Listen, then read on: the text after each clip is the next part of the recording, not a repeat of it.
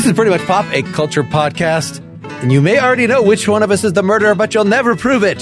Today we're discussing the new era of TV and film mysteries, ushered in by Rian Johnson, the writer-director behind the Knives Out films and the new show Poker Face.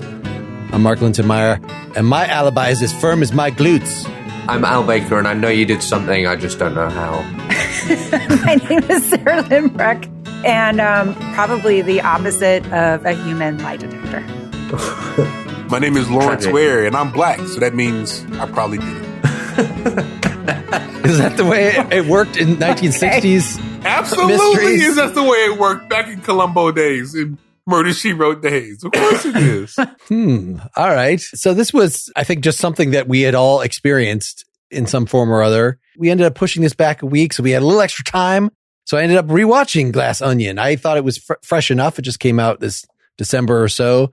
And I'd seen Knives Out a couple times, once in the theater and then once with my kids since then. And then have just been watching Poker Face as it came out.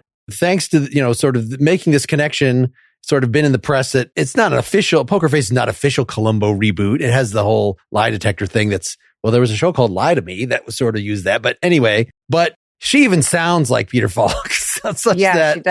And it is a self-conscious. They even have the font at the beginning of every episode is identical to the Columbo font. And that gave me chills when I first saw it. And I love it. I love it every episode. I guess I just thought that was like a Tarantino-esque, I love old media. And so every episode of Poker Face, the credits are going to look like a 1970s, 1960s film, but maybe it is more specific than that. That's definitely Columbo. Yeah. And when he first approached Natasha Lyonne about it, I think he was saying a modern day Columbo. I think that's how we pitched it to her. And they've got the first episode set like I think the shot where the font first appears is just rolling over this horrible 70s carpet. And it's just it's the most explicit. Yeah. It is absolutely glorious. It is wonderful. Now, it's wonderful for those of us who grew up with it. Or if you were like me, I didn't grow up with it, but my grandmother used to watch it all the time. It was always on TV. Murder, She Wrote, Matlock, Columbo was always on TV. And so it's very nostalgic for me. I always thought of the Peter Falk character. He was a cop, so he was a detective. He was this blue-collar guy in the wrinkled trench coat and everything. And I had forgotten that the settings actually were pretty, at least from the rewatches that I've had of some of the original Columbo episodes, are actually in really posh settings. Often they feature rich people. And that's not what Poker Face is. Like the casino, I think, is in Laughlin, Nevada. It's not even in Las Vegas or Reno. It's in Laughlin, which is Laughlin. So I just thought it was interesting. So all of these settings here aren't, she isn't necessarily zeroing in on, it's not like a show about class necessarily in the same way that Columbo was. The first time that I ever watched a Rian Johnson film was Brick, that older movie with Joseph JGG. And one of the things I remember about that film was that it was a film that was set in a high school, but it was absolutely a hard-boiled 1940s detective film. And so that's what Rian Johnson loves to do. He loves those old things, but he loves to kind of mix it up, give his own spin on it. And so that's exactly what he's doing with this particular show. Like, he's really doing a Columbo show, but he's doing his version of it. So, of course, it's not an old man. It's a young woman, youngish woman. She's always seemed like she's 50. Probably when she was a teenager, she's talked like she was 50. She absolutely did. Because I remember her on Orange Was the New Black, and she was always just like a grumpy old woman, even though she was quite young. But he's doing his own spin on that classic idea, that classic detective kind of show. Yeah, because we had this little extra time, actually. The first time Rian Johnson, of course, came to my consciousness, came to probably most of our consciousness, is because he dared to do a creative rewrite on a Star Wars movie, a creative writing take that a lot of people objected to. I just like the fact that it was creative, but I had not seen A Brick or The Brothers Bloom, so I watched both of those this week to sort of I knew about Looper, but I didn't know that was his movie. I loved Looper too. I don't feel like his directing style is so unique, or, he's a good director. He'll shoot people's feet. He'll shoot lots of people in a room talking in interesting ways, but it's sort of I don't know if having a discussion of what his unique style is, as opposed to Tarantino or many other Scorsese or many other people, but he just has a great pop sensibility with this genre tweaking that he's been talking about. I heard an interview with him of him saying, Like a genre is like a code. And so people sort of know, they have the code book and they know what you're supposed to do. And then they know when you're breaking that. And so it's just a great shorthand way of communicating with the audience.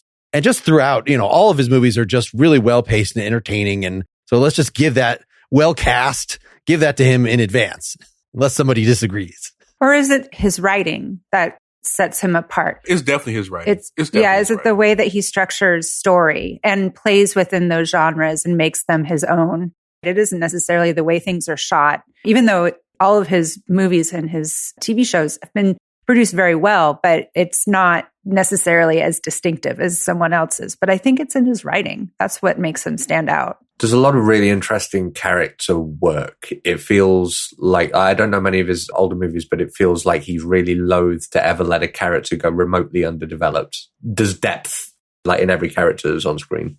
Yeah, I was kind of surprised in watching Glass Onion again that some of the characters that are supposed to be comedic and over the top, but that yes, they still, even somebody such and such's assistant or whatever, will be as sketched out as they could be in the time that you could reasonably fit. And the camera lets the actor do what they're supposed to do.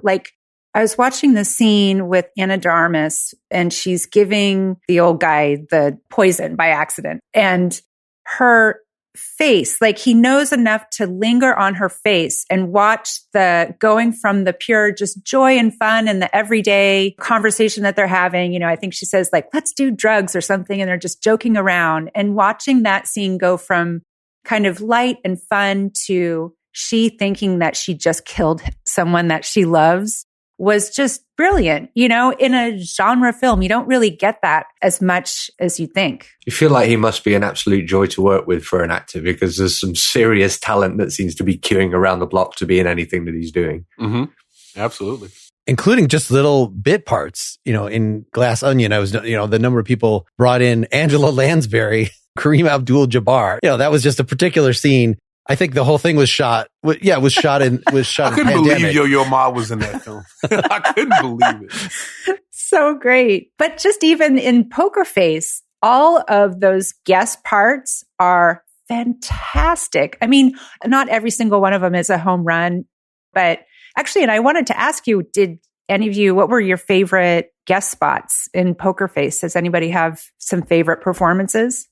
I think I actually squealed when I saw Ron Perlman crop up in the last episode. But I'm not quite sure how to pronounce her name, but Chloe Sevigny was absolutely spectacular. That whole so the episode based around murder in a touring rock band, or an aging rock band who are past it and desperate to find a new hit, and then they kill for one. And it's just, so I used to play music. It really hit home for me.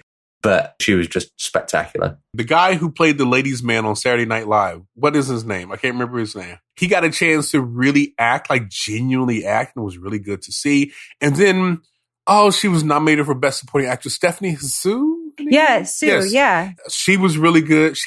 And she was very surprising to see. Of course, she was cast well before she was nominated for Best Supporting Actress, but it was great to see her. She was doing good work. It was very interesting, her character. I mean, to be honest, the show is populated with a lot of great character actors. John Ratzenberger from Cheers, that he looks like that now. And he should have been, I don't know if what his career has been. I know he's done some questionable political things and he's, a conservative or whatever, but the fact that he should have been playing these old man roles, the Charles Durning roles or whatever for years. And this is the first one of these I've seen him in this age bracket at all.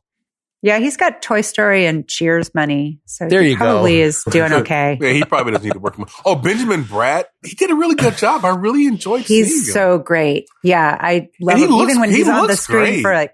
For he's always looked great. He's aged well. He's easy on the eyes. He's been moisturizing. He looks wonderful. Well, he's somebody that I never necessarily really liked as a leading romantic lead or whatever, but as a thug, yeah, I thought he was great.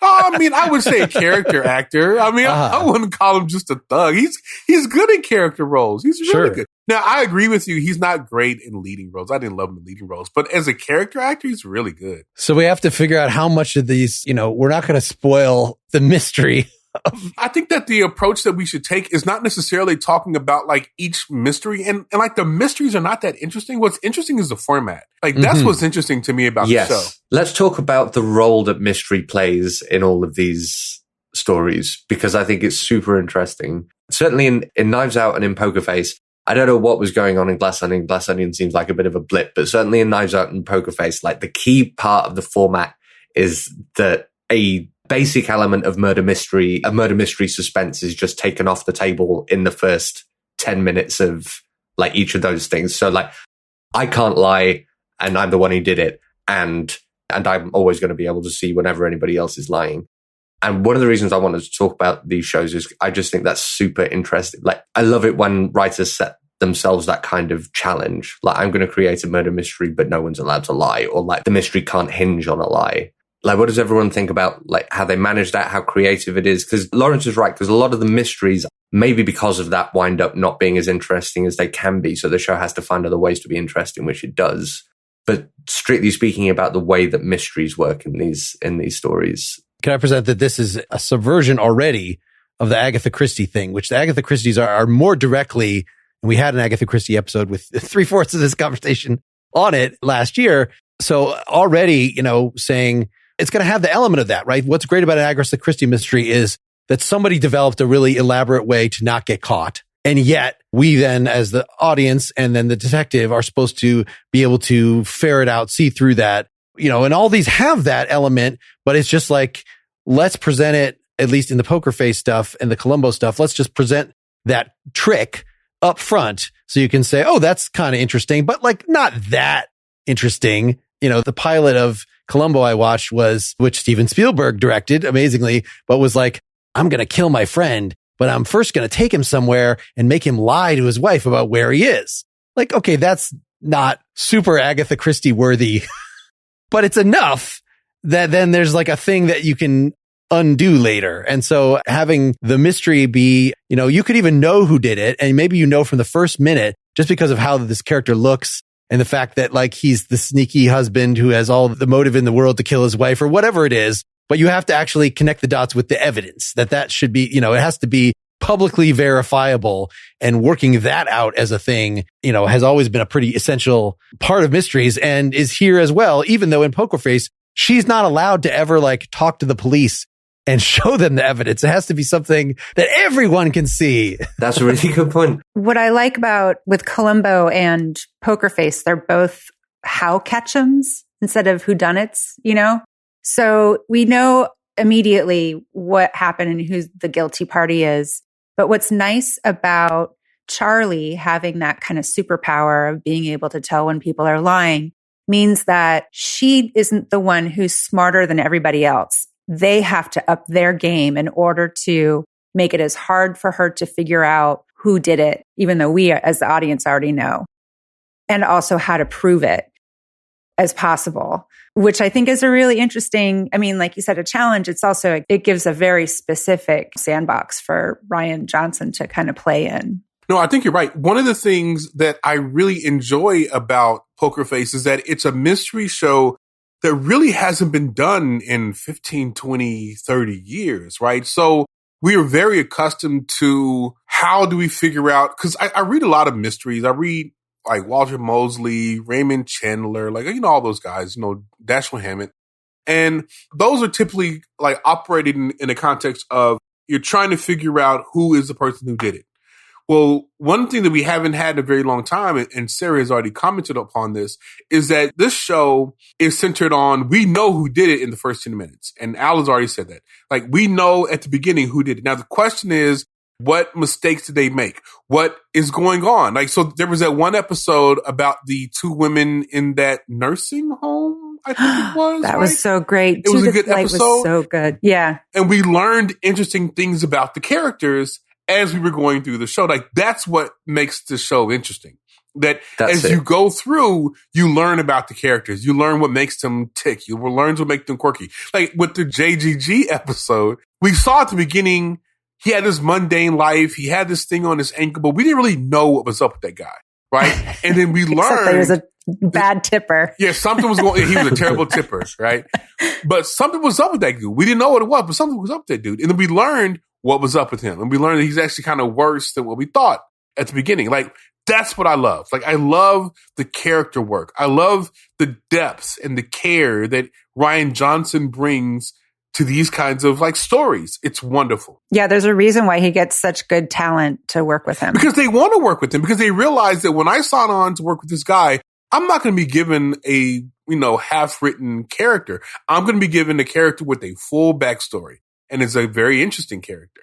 To my mind, not even necessarily a how to catch him story. It's a why. You get the how right away. And correct me if I'm wrong, but I don't remember a lot of the stories where the big kind of dramatic moment was like finding out, is like collaring the culprit. The big dramatic moments are always like someone confronting somebody else about the reasoning or the motivation, or revealing something about a backstory point. That's what makes the story so compelling. In fact, I can't even remember clearly most of the actual mystery plots in any of the Poker Face episodes. I remember the characters. Mm-hmm. And that was also the case in Columbo. I remember, so I haven't seen Columbo in a long time. I watched it an awful lot as a child. And one of the things I remember being aware of how much I liked about it was what made the stories interesting didn't hinge on whodunit, because that was often usually revealed like right at the beginning. But I do remember this endless parade of fantastically despicable, like small businessmen who were always trying to screw over their partners, or who were like had drunk wives who hated them, or anything, all that kind of stuff. Well, that determined which I watched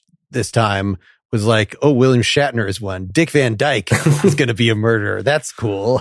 Yeah, it's fun to see, some of these people that are, usually play nice guys really get to kind of twirl their mustache. What made Columbo stand out from like Murder, She Wrote or Matlock or Perry Mason was just the character work. Like, the characters were always so much better with Columbo.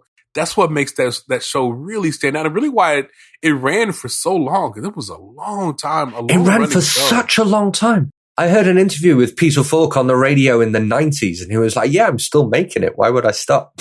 It's a steady check, man. Steady check.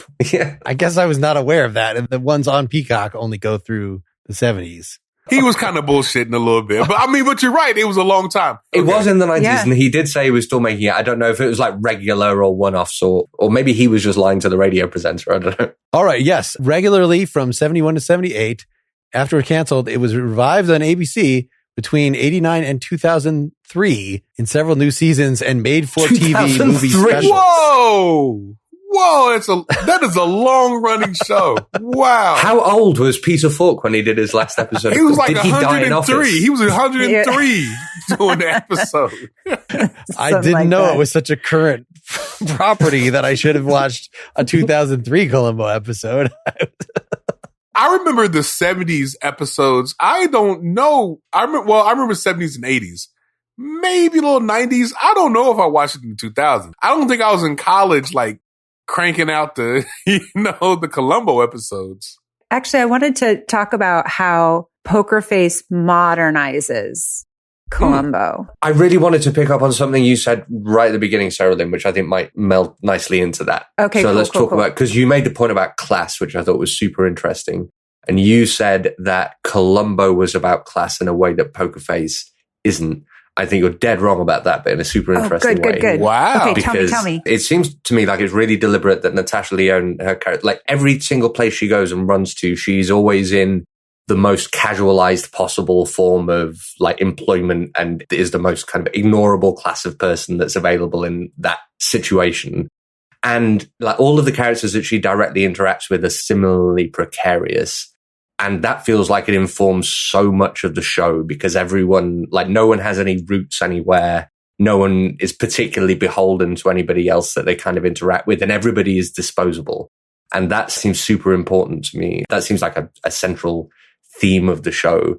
Oh, absolutely. So I think they're both about class, but about different. Poker Face is more explicitly about class, I think. And I'm really interested to know why in old shows like Columbo and all of these old murder mysteries, why is everyone always so fantastically wealthy? Is it just so they can shoot the whole episode in one location because someone's got a massive house? I have no idea, but I've definitely noticed that. Like, I remember even the old mysteries, like people were always wearing suits and dressed to the nines. It was never just like regular people in regular clothes. But it's because we love seeing people in power get taken down. And I think that's actually where, because I do think they're both about class. I just think that they tackle the subject differently. As much as we all love Columbo, it was a little bit one note in that way. And I think that Rian Johnson is doing something that's a little bit more subtle, or at least more nuanced.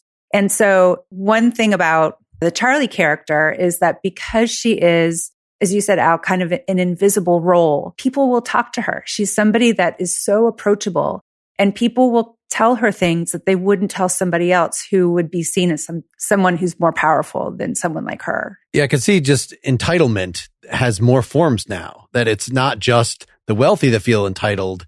It's everybody that is, feeling victimized. The sort of the way that will to power asserts itself in today's society is so much more spread out. And so you could have is the established rock band that has fallen out of favor. They're not wealthy. That's part of the point, but they're definitely, it's not fair the way things have gone down with our previous hit, and that we're in this position and we deserve more. And so who does this person who wrote a fabulous song, where do they come off stepping ahead of us in the social line? And I'll put that to rest. And so it seems like there's a number of the villains that are in, we used to be great actors, the Tim Meadows one, but now I need to do something to reassert myself. And outside of Joseph Gordon-Levitt, I can't think of a villain who I didn't like. Adrian Brody was so sympathetic, wasn't he? Maybe. Yeah, he was a little bit of a jerk. And also his father was a little bit of a jerk. Oh, no, I wasn't even saying he was a jerk. I thought he was surprisingly sympathetic. You're not sarcastic. Oh, okay, yeah. But everyone, you understood why they made the decisions that they did. Now, you didn't like them. They made bad decisions. It's never good to kill someone, usually. I mean, anyway. But what if they have the lottery ticket that would get you out of town? It's never good to kill somebody, but all the people who did the killing, you at least understood why they did it, why they made the decisions that they did. And oftentimes it came off not as villains, but as anti-heroes. Maybe? Is that the word?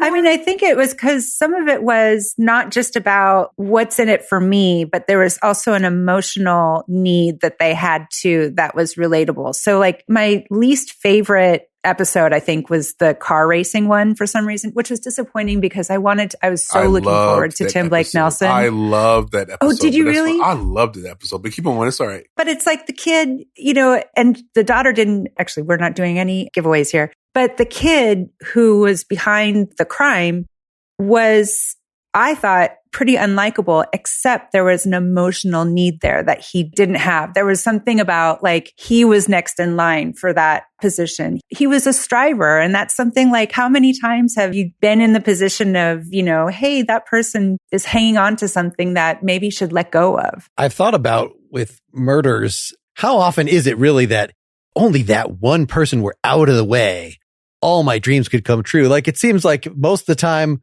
no, it wouldn't really help. I'm next in line on the wait list to get into this school. I'll just find somebody who's been admitted to murder and I'll get it. No, this does not happen realistically, and it would never be worth the trouble. However, that's us objectively looking at the situation saying that it wouldn't work. But when you're in that situation and you feel that way, you probably think there's this one person who's holding up everything for me. And if this person was eliminated, Lawrence sympathizes with murderers. That's what I'm going to put. Coming up next. Is it just murder because we've gotten to the habit of writing murder mysteries, so it has to be a murder? Why are there not other kinds of crimes that they ever explore in these kind of shows? You hobble somebody? Encyclopedia Brown sort of crimes. We don't want somebody murdered. They stole the diamond or whatever. Just get really sick and you can't go to your job interview. Like Sherlock Holmes, right? You got theft, blackmail, extortion. In the books, but in the movies and TV shows, it was always murder. I think murder is more entertaining. It's just more exciting. It is. Yeah. It's the highest stakes. That's what you want. It's the highest stakes. If you had a TV show about somebody stealing a diamond, who gives a fuck? Nobody cares. Well, yeah, and you might want to just sympathize with the, Catch Me If You Can or Lupin or what, one of these shows about the gentleman. Okay, so time out. Okay, time out. I've never watched Catch You If You Can. Is that good? I believe so. Yes, good. Should I watch it? Is this something that I need to watch? Is it really good? No, but it's good. Wait, yeah. Okay, so is it good or is it not good? You're saying it's good. I'm just saying it's not like the first episode of Star Wars or something. You can still be part of the society. Okay, the first episode of Star Wars is really not that great. It's the second episode that's really good. Keep going though. The Talented Mr. Ripley, I remember coming out at more or less exactly the same time as Catch Me If You Can and being infinitely better. So have you seen Talented Mr. Ripley? I have seen that one. Yeah, I've seen that. It's just it's a blind spot for me. Like Lupin, I haven't seen that either. Do I need to watch that? Is that a good one? Is that a good mystery? It's okay. It's pretty good. You guys are not selling this shit. I ain't watching this bullshit. Like, you guys are not selling it. Like, you're not, like, there's only so me many hours in the day, Lawrence. And I have plenty of time to watch things that I think I should watch, but you guys are not telling me to watch it. I want to stop here and tell you about some other podcasts. Have you ever seen a movie based on a novel and thought the movie was better, or read a story and thought, I can't wait to see this movie? Book versus Movie is a podcast devoted to films adapted from books, short stories, magazine articles, songs, you name it. If it was made into a movie, the Margos will do the research and find out which they like better, the book or the movie. Yes, both the hosts are named Margot. Past episodes include Silence of the Lambs, Chitty Chitty Bang Bang, The Spy Who Loved Me, The Poseidon Adventure, and there are currently over 125 episodes to choose from. Find Book vs. Movie, that is Book VS period Movie, wherever you listen to your favorite podcasts. I also want to tell you about another pop culture show that isn't afraid to get nerdy. Check out the chart-topping podcast called The History of Literature from our friends at the Podglomerate. Each week on the History of Literature, host Jack Wilson and his guests dive deep into the history of literature, covering everything and everyone from A to Z, and by that I mean Atwood to Zhivago, of course. So, for instance, if you're into mysteries, as we've been talking about here, of course, they have an episode on Agatha Christie. If you are a fan of philosophy, as many of our listeners here are, you can look at their episodes on Schopenhauer and Nietzsche, philosophical writers like Melville and Kafka, and Sun Tzu's The Art of War. Needless to say, the History of Literature is a great podcast companion to pretty much pop, so don't miss a beat.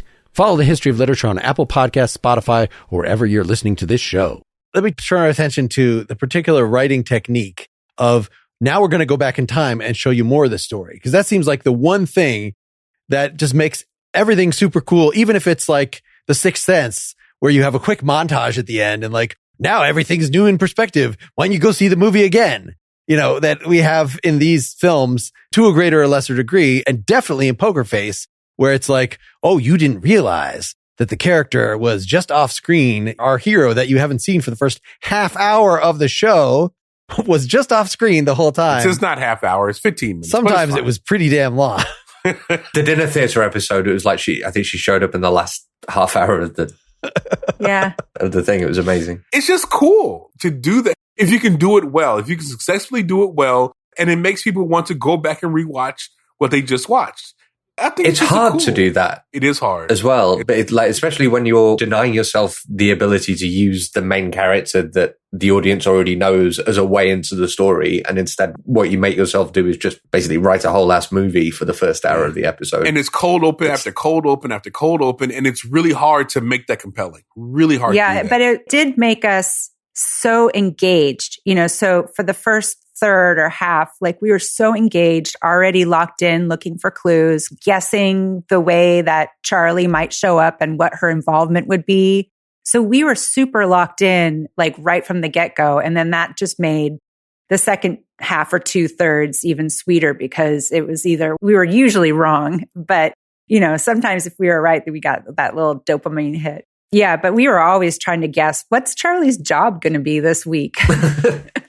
That's true. She had a lot of jobs. Like she had a lot of jobs. She was working that Indeed profile. No, she wasn't on the internet. Remember? Oh, that's right. Chow, that's right. Character. How the hell do you get a job if you're not on the internet? You just show up and you're nice. That seems to be like, oh, we need another dishwasher. I don't have a social security number. Hang on. You don't get very good jobs. No, you don't. The solution, Al, to your problem is of not having the character that everyone knows and love to have in the first half is time travel.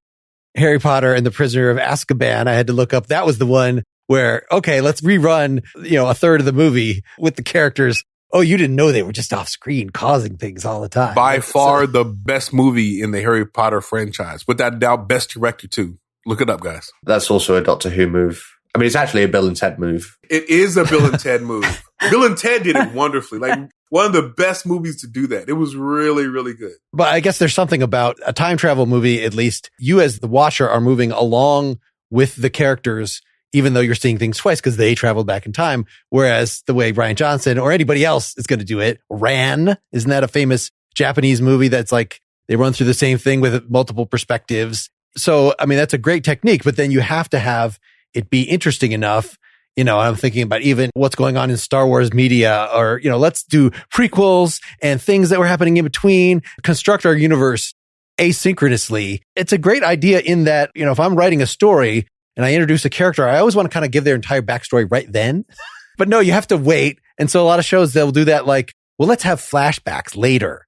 When we introduce this character, you won't necessarily know anything about that, but we'll be able to make up and fill in the characterization through the stuff because any given event or character is much more dense than you can present in a single scene. So like completely, if it's warranted by the plot or whatever, to make it interesting enough to go back and like see what the different characters were doing while this was going on or whatever, like just seems great. The way they did it in Knives Out especially is so clever because whenever they had flashbacks to the party and the death or the murder, they didn't just show more information. They reshot the entire scene and reblocked all the characters so that the character who was doing the recollections in each of their flashbacks was the focus of the scene. Every single time they show you what happened that night, everything is reconfigured around the perspective of the person who's telling the story at that moment. And it's intensely clever. Our next episode, we're going to talk about the Rocky movies. In the Rocky movies, at the beginning of every movie, they show like 10 minutes of the previous movie because you haven't been to the theater in a while. But I kind of wanted them to like, don't just re-show me the same thing. Do a different edit of it. Do it from a different perspective. You're asking for a lot in the 80s, man. Like okay. That's you're asking for a lot there. But they managed to do that with the new Karate Kids, right? They had all this extra footage that they were able to use. And so they weren't showing the exact footage that we've all seen for the last 30 or 40 years. They were able to take some stuff that ended up on the cutting room floor and reuse it. I remember all the good times with my spouse or whatever it is. If you're going to just show the things from the past seasons, I understand that's the point, but that's not actually the things they would remember the way they would remember it. Like, so having some work go into the re-perspectivize it. Now that we can de-age everybody like hell, now we'll just do that all over the place. But that's sort of what's so brilliant with what Rian Johnson does with flashback is that it's rooted in the point of view of the character, which we know is going to be unreliable. It's not going to be the truth with a capital T. And that is really interesting. So it gives us more information about the character. It's something that pushes the plot forward. So we're continuing the story. So it's something that's necessary. He doesn't use backstory just so that we learn more about this person's childhood or whatever, or what they ate for dinner the other night. It's something that actually is pushing the story forward. And it's giving us as the audience just another perspective on one whole story, if that makes sense. And it is great for character development. I mean, just like you said, Lawrence, like he's so great with character. And to learn something more about how someone sees the world is character. I was trying to remember, they did have a few things in Poker Face where they would flash back to her childhood, right? With her mom. Or am I making this up? This is not a different show I'm thinking of. With her sister? Or am I just thinking of, I'm just confusing too many things. They finally got to Better Call Saul and they were showing like the main woman in that, flashbacks to her childhood. Yes, there was one with her sister, but there's not like her mom picking her up at school and doing a scam. That's some other show I'm thinking of. Oh, no, you're thinking of... Oh, yes. Yeah, Better Call Saul. Okay. Better Call Saul. That was Kim Wexler. You're getting old, Mark. You're watching too much TV. Which was necessary information. I mean, there's probably something we could say about that in terms of if he's playing on nostalgia. I just heard him in an interview saying, when he went into Knives Out and things that he really liked those Agatha Christie, like, Evil Under the Sun. And that's a movie that I watched for our Agatha Christie episode last year. And then watching Glass Onion with that in mind, like, man, that's really quite similar in its overall feel. That these are all kind of repulsive characters running around in a tropical area, and you're giving them all reasons for the audience to hate them and for them to hate each other. So pretty direct. But does that help? Is it a repeat and an update of that just because that's a good formula? Or is the fact that you have seen the past thing supposed to deepen it and make you get it more?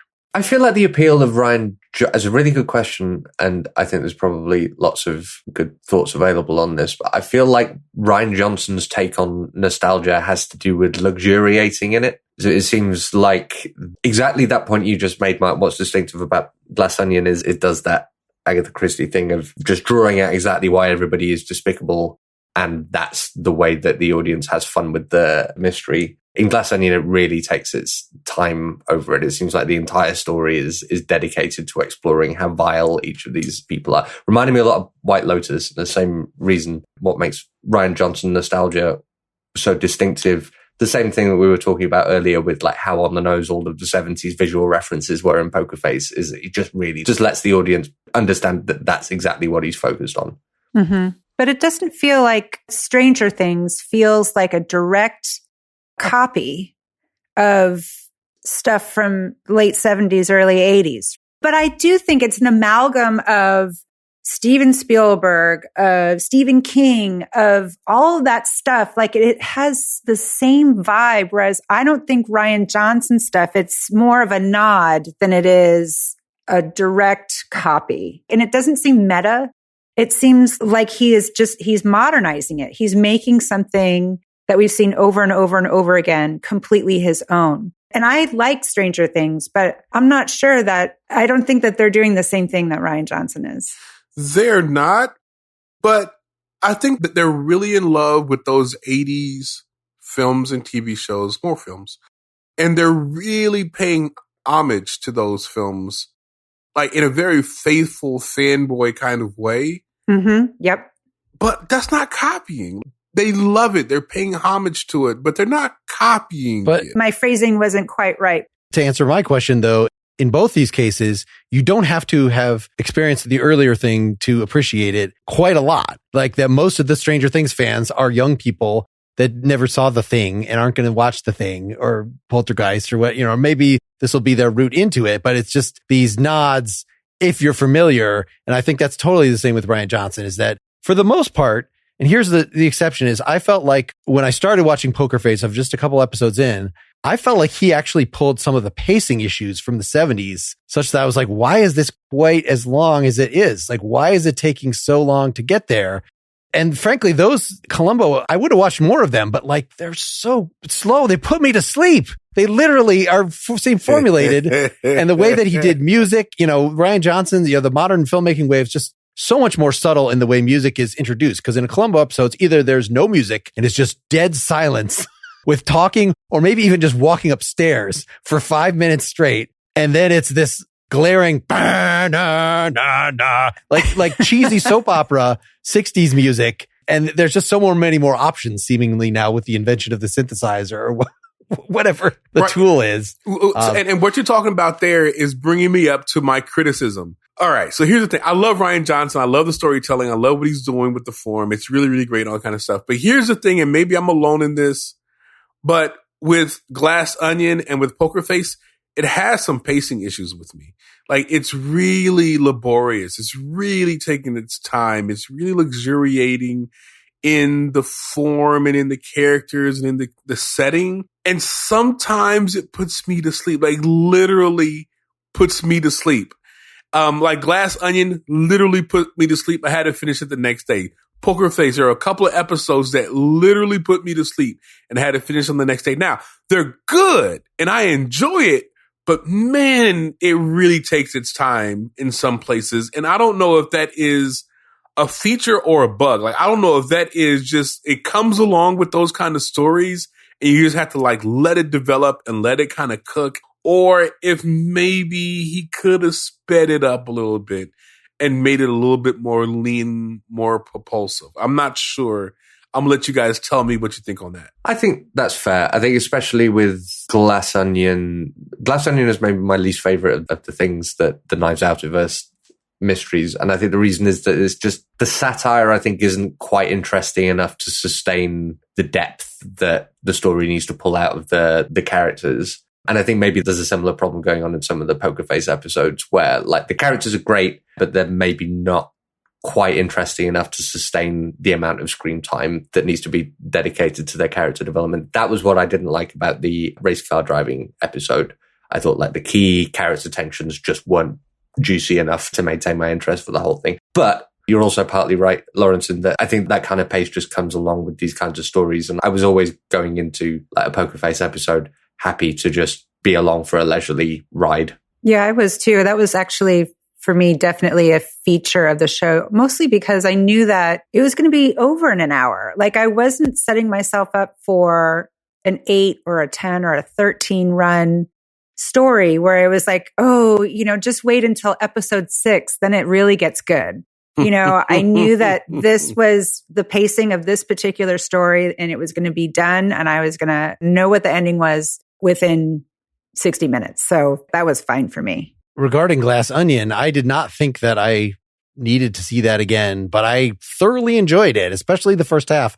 I still fundamentally do not believe that these 6 people would have been great friends as young people. Like, no, some of them are just too stupid and like these would not be pals in any circumstance. They're all narcissists. Like, how do they all get along together? Because they're all narcissists. I think there's a tiny bit of deliberate satire with that because you're right, Martin. They do seem like they would be unlikely to be friends, but I think we as mere mortals, maybe he's making a point that like the audience or the mere mortals who just watch, who consume all this media or like, ordinary people would probably be surprised at who hangs out with who in like Hollywood and in famous town.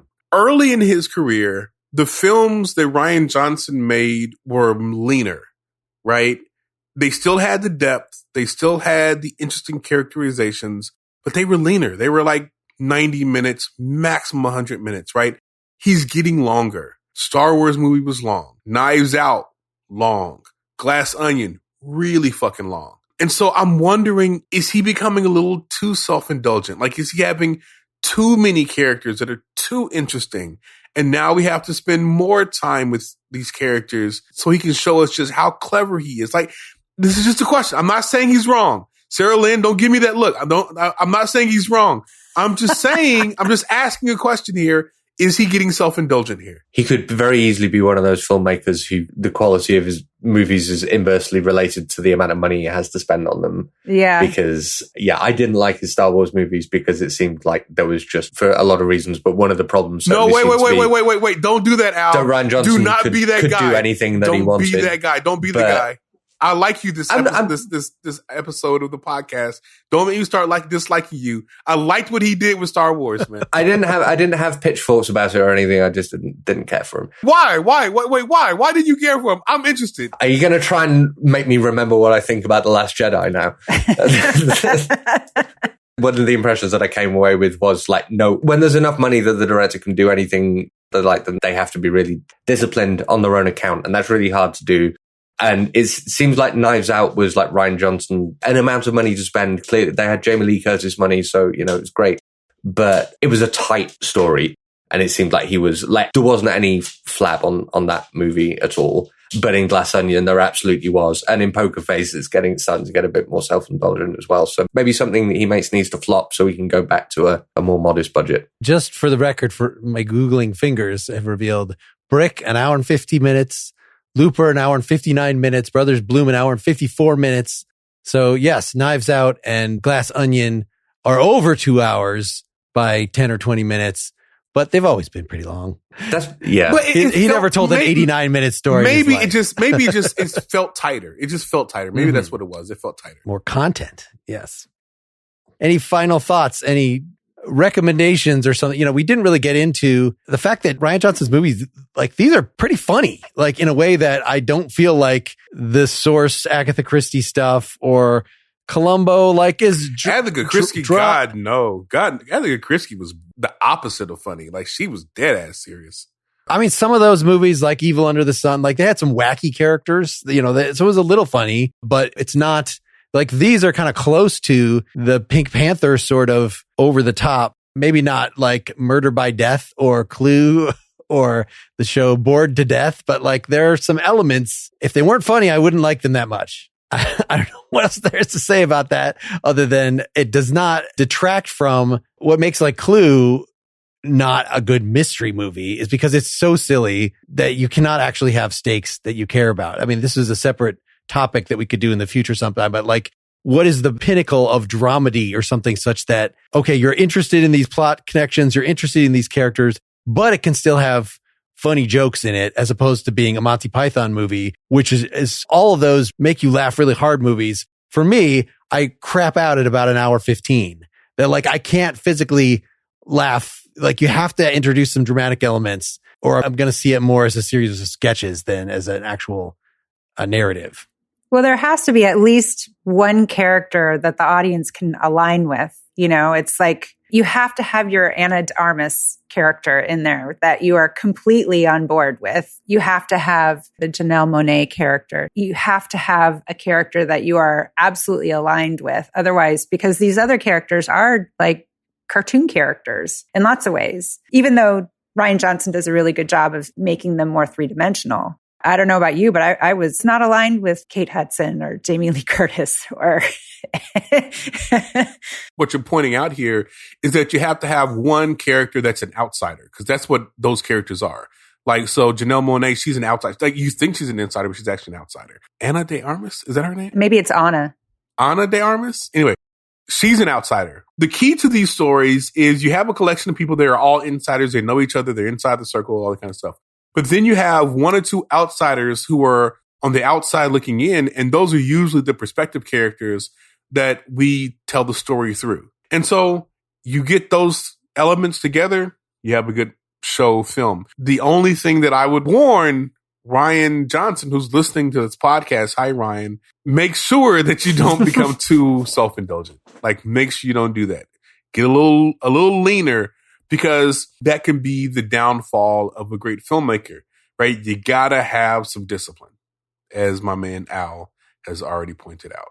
And Ryan, I'm concerned that you just seem to be Googling your name and listening to everything that mentions you. I mean, what would bring you to listen to this podcast? Come now. Don't be so self-indulgent. There you You're go. better than this, Ryan. But you asked about recommendations. I mean, I'll just drop a few. So really where I go to are the old noir films. So things like The Maltese Falcon. Watch that if you haven't watched it. Sunset Boulevard. My favorite, Double Indemnity. Like, watch those kind of films if you really want to see. Now, of course, those are black and white. Those are old. But I'm telling you, those movies, those are thriving, propulsive, really good, lean, mean movies. Love those movies.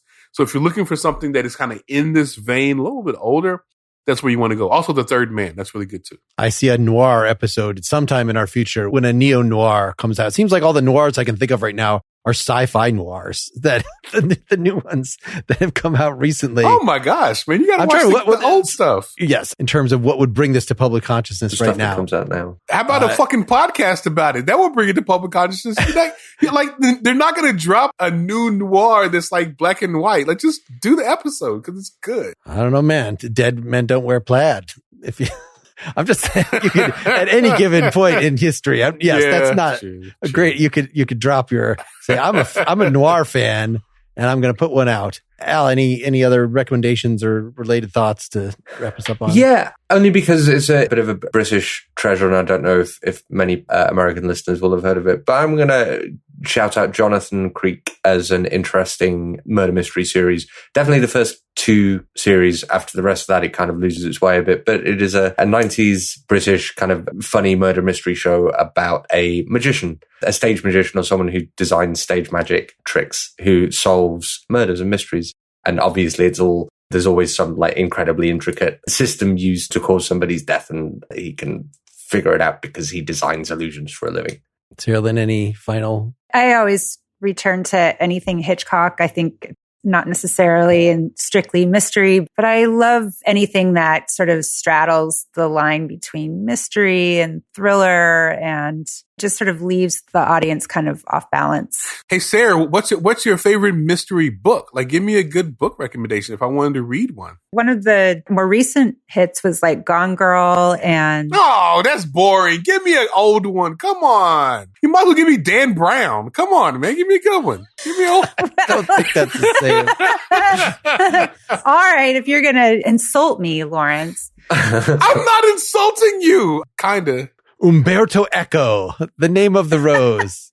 There you go. I hated that book. Sarah. I hated that book. No, I didn't like that. That was a very nice, pretentious mystery. Did you guys like that? I didn't like that. That was terrible. You guys like that book? I enjoyed that just fine. Really? Oh, okay. I guess I'm too lowbrow. Sorry, guys. I just read like Raymond Chandler and shit. I don't read that. Sarah's mad at me. I'm sorry, Sarah. I'm mad at you. I'll send you roses to apologize. Anthology shows are big again now. Why has nobody remade, or why has nobody rebooted Alfred Hitchcock Presents?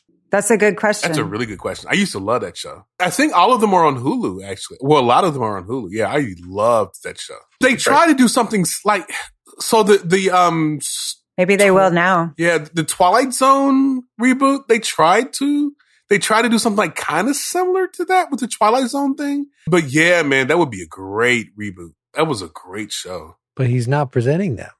He's not around to present it anymore. Yeah, that is the fatal Just get a fat guy. That's all. Just get a fat guy to say. Poker Face is basically Rian Johnson presents. It is. He doesn't have the kind of charisma to get on camera and do that, though. Alfred Hitchcock, strangely charismatic on camera. Really good. Really good. Yeah, there aren't enough shows that have people introducing them. Wasn't that a thing in like the Young Indiana Jones that they got a really old Indiana Jones with like scars and one of his eyes poked out or something, narrating the Young Indiana Jones? This is all secondhand. Don't know nothing about what you're talking about. I don't know nothing about that. Remember that time? They should have aged CGI Peter Falk. Isn't he dead? He's dead, right? Yeah, that's why I said dead. CGI Peter. Yeah, that's why CGI. No one's ever really gone as Rian Johnson knows all too well. All right, well, thank you. We're going downhill. I'm all of you. She's mad at me. Hanging out. I'm all right. I'm over it. Folks who subscribe at patreon.com/prettymuchpop get to hear the stuff that we talked about before we started the episode and are behind the scenes of the making of our trailer. So there you go. And it's good. It's really good. You'll enjoy it. So subscribe. Good stuff. Yeah. So clever. All right. Bye, everybody. Bye. Get more Pretty Much Pop at prettymuchpop.com. Get bonus content for every episode at patreon.com/prettymuchpop. Pretty Much Pop is part of the Partially Examined Life podcast network, and it's also presented by openculture.com.